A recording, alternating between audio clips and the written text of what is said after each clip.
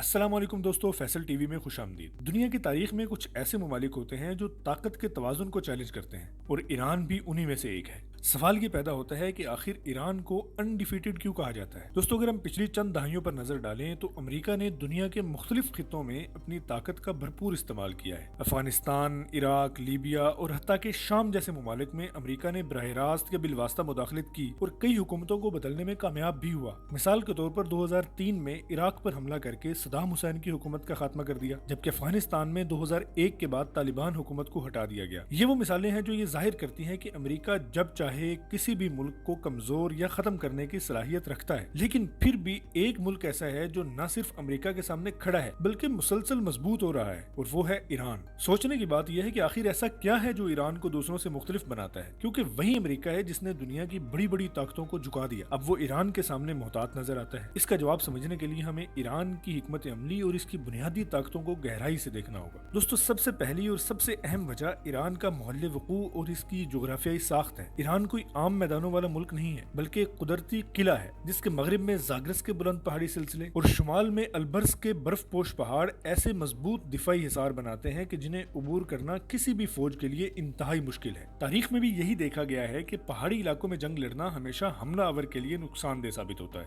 یہی وجہ ہے کہ اگر کوئی طاقت ایران پر زمینی حملہ کرنے کا سوچے بھی تو اسے نہ صرف داخل ہونے میں مشکلات پیش آئیں گی، بلکہ وہاں اپنی فوج کو برقرار رکھنا بھی ایک نائٹ میئر بن جائے گا۔ یہی قدرتی شیلڈ ایران کو ایک ایسی برتری دیتی ہے جو کسی بھی جدید ہتھیار سے کم نہیں ہے۔ اس کے بعد آتی ہے ایران کی نظریاتی بنیاد۔ 1979 کے انقلاب کے بعد ایران نے ایک ایسا نظام قائم کیا جو صرف سیاسی نہیں بلکہ نظریاتی بھی ہے۔ اس نظام میں مذہب، قومیت اور مزاحمت کا تصور شامل ہے، جس نے عوام کو ایک خاص سوچ کے تحت متحد رکھا ہوا ہے۔ یہی وجہ ہے کہ شدید پابندیوں اور دباؤ کے باوجود بھی نظام کولیپس نہیں ہوا، بلکہ وقت کے ساتھ مزید مضبوط ہوا۔ پھر ایران کی جغرافیائی اہمیت ایک اور اہم کردار ادا کرتی ہے۔ دوستو، ایران ابنائے ہرمز کے قریب واقع ہے، جہاں سے دنیا کے تقریباً 20% تیل کی تجارت ہوتی ہے۔ اگر یہاں کوئی تنازع ہوتا ہے تو اس کا اثر پوری دنیا پر پڑتا ہے۔ یہی وجہ ہے کہ بڑی طاقتیں ایران کے ساتھ براہ راست جنگ کرنے سے پہلے کئی بار سوچتی ہیں، کیونکہ اس کے اثرات عالمی معیشت کو ہلا سکتے ہیں۔ دوستو، ایران کی عسکری حکمت عملی بھی اسے منفرد بناتی ہے۔ اس نے روایتی جنگ کی بجائے اے سیمیٹرک وار فیئر کو اپنایا ہے، یعنی وہ براہ راست بڑی جنگ کی بجائے مختلف گروپس اور نیٹ ورکس کے ذریعے اپنا اثر و رسوخ بڑھاتا ہے۔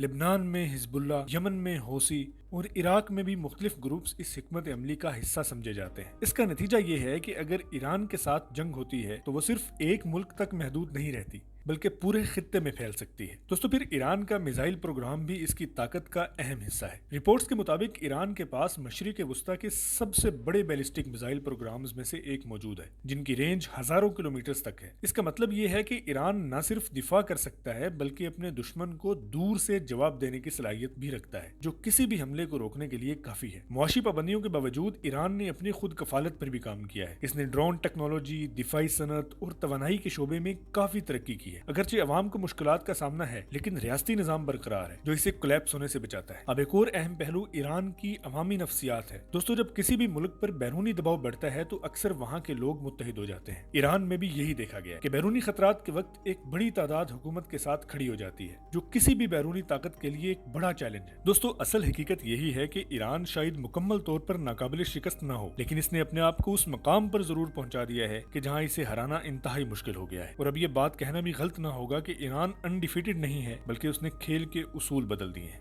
والسلام، اس ویڈیو میں اتنا ہی، ملتے ہیں انشاءاللہ نیکسٹ ویڈیو میں، تب تک کے لیے اللہ حافظ۔